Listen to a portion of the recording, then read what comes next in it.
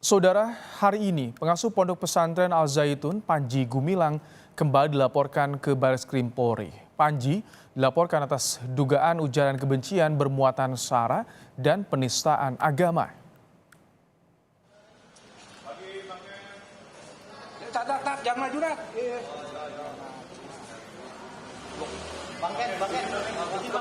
Pelapor adalah pendiri Negara Islam Indonesia atau NII Crisis Center, Ken Setiawan.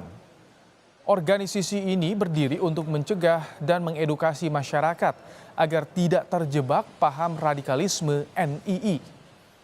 Sebagai mantan anggota NII dan pengurus Ponpes Al Zaitun pada tahun 2000 hingga 2002, Ken juga membawa sejumlah bukti.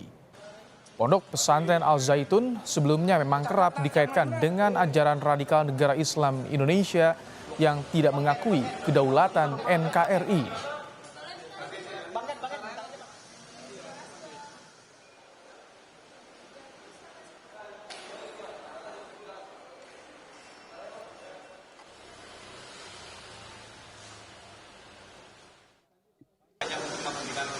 Langkah Panji Gumilang, tapi kita ingin melihat ada proses hukum, ingin ada keadilan, bahwa tidak ada yang balas.